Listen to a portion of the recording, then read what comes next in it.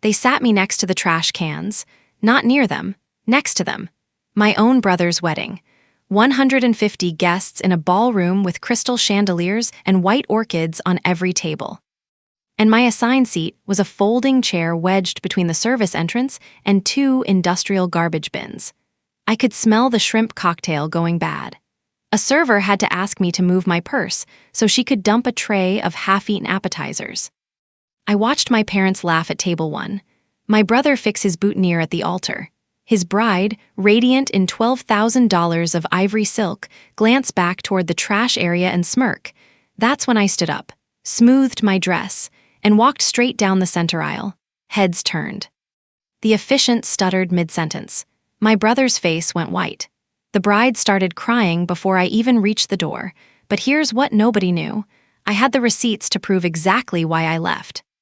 Drop a comment and let me know where you're watching from and what time it is there. And if you're with me so far, hit that like button. Let me back up. I'm the older sibling, the responsible one. The one who put herself through college working double shifts at a campus library and a downtown coffee shop. My brother, he coasted. Charming, handsome, the kind of guy who could talk his way out of anything, and our parents loved that about him. When I graduated with honors, I got a card. When he finally finished his degree 2 years late, they threw him a party and bought him a car. I started working in finance. Spreadsheets, data analysis. Numbers don't lie, and I liked that. I also started becoming the family ATM. It was small at first, 100 here, 200 there. Can you spot me for rent? I'll pay you back next month. I need a car repair just this once. There's this business idea, I just need a little seed money. I said yes every time. Because that's what family does, right? My parents always backed him up. He's figuring things out, you've always been so put together, help him out. So I did, I'm a finance analyst, I track everything, every Venmo, every bank transfer, every promise to pay me back. I kept a folder on my laptop. Dates, amounts, screenshots of texts, not because I didn't trust him, because I knew one day I'd need proof. When that wedding invitation came in the mail, the envelope felt thin, no inner card, no rehearsal dinner invite, just ceremony and reception. I tried to ignore the feeling in my gut. I shouldn't have. 3 months before the wedding, my brother called. Hey, can you talk? His fiancée was on speaker. We have a tiny problem with the venue. The photographer we hired flaked, and we had to rebook someone better. It ate into the venue balance. I waited. We're $8,000 short. Can you cover it? Just until after the honeymoon, we'll pay you back. $8,000? I looked at my savings account. I'd been putting money aside for a down payment on a condo. This would wipe out 4 months of progress. Please, his fiancée said, you're the only person we trust. I felt that old pull, the family obligation, the fear of being the difficult one. Okay, I said, I'll transfer it tomorrow. You're the best, my brother said.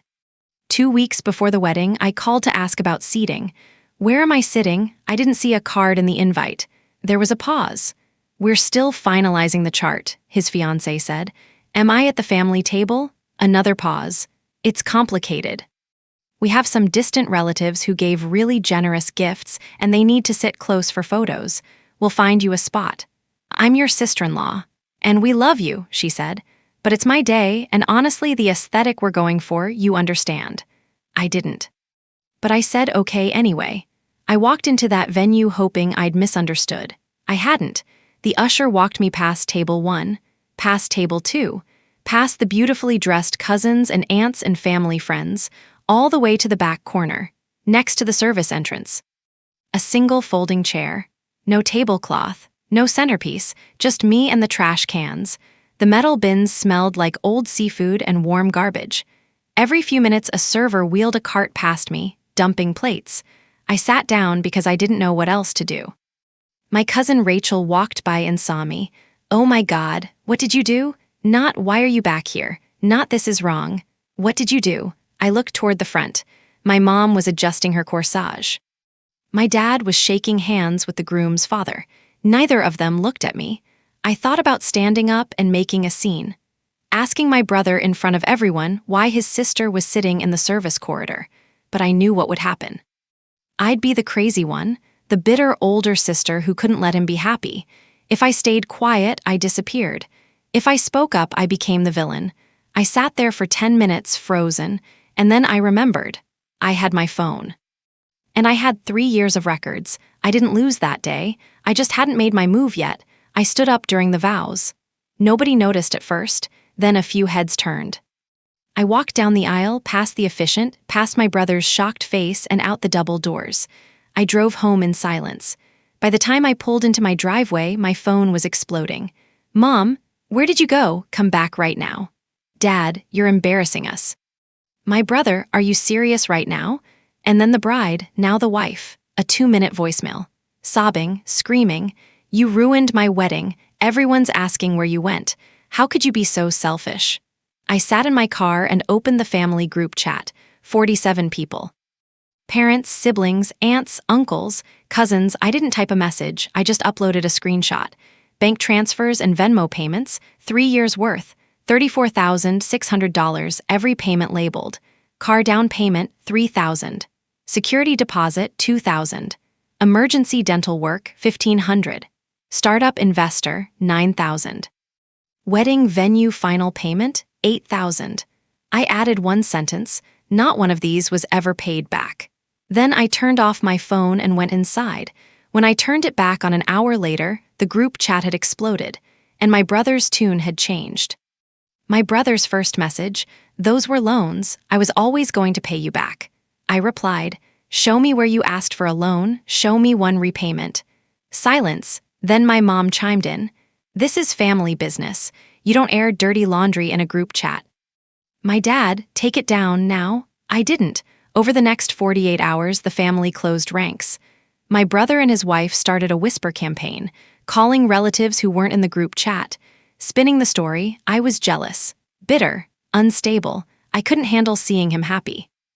My aunt posted on Facebook, "Some people don't understand what family loyalty means." No names, but everyone knew. Then my brother sent me a private text. "If you don't apologize to my wife publicly by the end of the week, I'll make sure everyone at Mom and Dad's country club knows what kind of person you really are." An hour later, his wife posted an Instagram story. A carousel of wedding photos. Beautiful. Perfect. The caption, "Some people can't handle other people's happiness, but we're choosing joy." The comments filled with heart emojis and congratulations.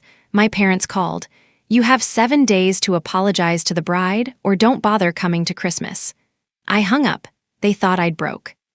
I gave myself 2 days, not to apologize, to finish what I started. I spent a day building a PDF, 14 pages, not just bank transfers, text threads, my brother asking for money with fabricated emergencies. "They're going to evict me tomorrow. I need $2,000. I checked. He was never served an eviction notice. "I have a medical bill I can't pay, $1,500 or they'll send it to collections." There was no medical bill. Then I found the group chat, not the family one, his friends. A message from 8 months ago, "My sister's my personal ATM lol, just gotta know what buttons to push." His friends laughing, asking how much he'd gotten. "Probably 30 grand by now, she'll never ask for it back." I added screenshots of my parents coaching him. "Mom to him, just tell her it's urgent. She'll give it to you, she always does." And then I found the email thread about the wedding seating chart. His wife to the wedding planner, the bride's sister, put her somewhere she can't ruin the photos. Service area is fine. Date stamp 2 weeks before the wedding. I saved it all into one file, titled it, "For the Record." I didn't send it yet. I wanted them to know exactly why it was coming. I needed to understand why. I called my brother's best friend from college. We'd always gotten along. "Can I ask you something off the record?" He hesitated. "How bad is it?" I asked. "Financially," he sighed. "He didn't want you to know. They're drowning.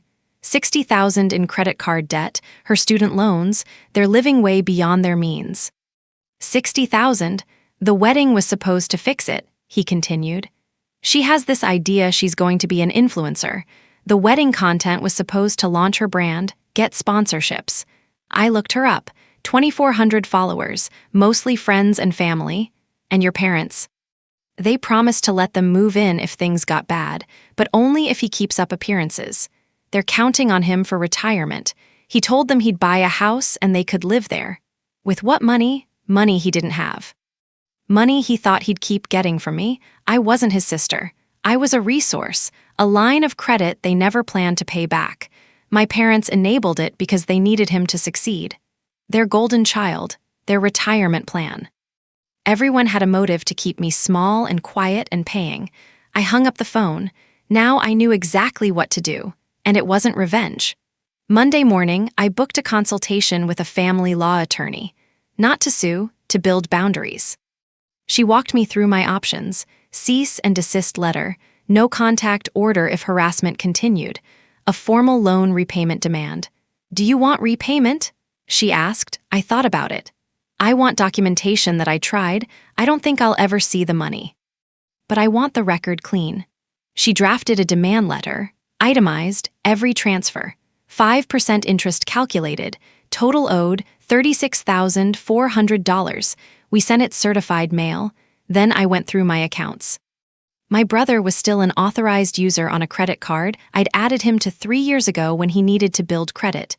I removed him, changed every password on every shared account, cut off the access. Then I wrote one email. To the family members who'd been lied to.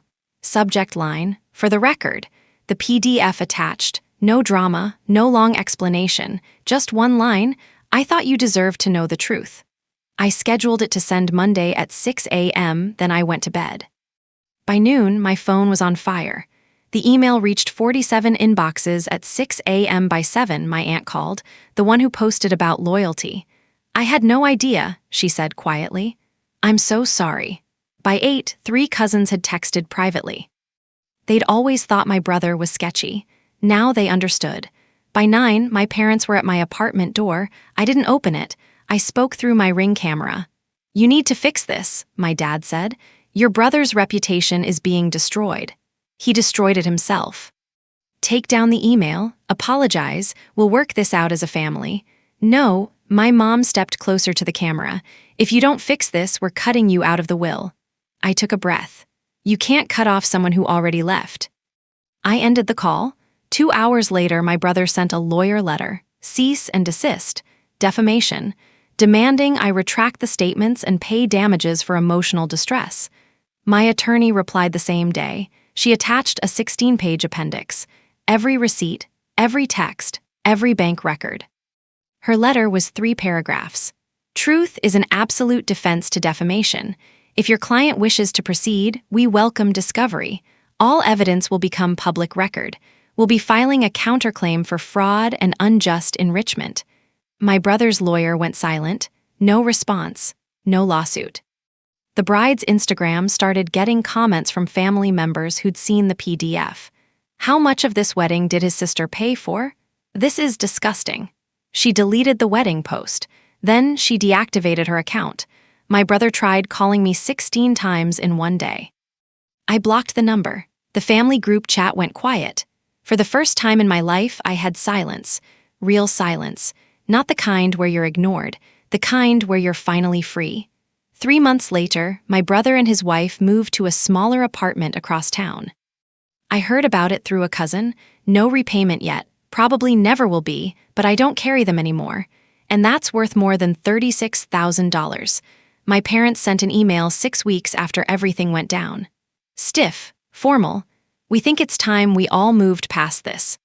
Family is family. No apology, no acknowledgement, just an expectation that I'd fall back in line. I didn't reply. I started therapy instead. Turns out, spending your whole life being the responsible one leaves some damage. I'm working through it. I took the money I used to send my brother every month and redirected it. Put it toward a down payment fund for a house. My house. Booked a trip to Portugal. Something I'd been putting off for years because there was always someone else who needed the money more. I went alone. It was perfect. I also donated $5,000 to a nonprofit that teaches financial literacy to young women. The ones who are taught to be givers, to say yes, to shrink. I want them to know their worth before someone turns them into an ATM. My cousin Rachel, the one who asked what I did, reached out a month later. I owe you an apology. I didn't understand. We got coffee. She's a real friend now. I don't hate my brother. I don't think about him much at all, honestly. He made his choices. I made mine. The boundary isn't punishment. It's clarity. I used to think that trash can seat was the worst thing that ever happened to me. Now I see it differently. It showed me exactly how little space I was allowed to take up in that family. So I could finally choose to leave. I walked away from that trash can. Turned out to be the best seat I never took. Here's what I learned. You can't control how people treat you, but you can control whether you stay in the room. Now I want to hear from you. Have you ever been the family ATM? What boundary did you finally set? Drop it in the comments. I read every single one. And if this story reminded you to protect your peace, hit that subscribe button.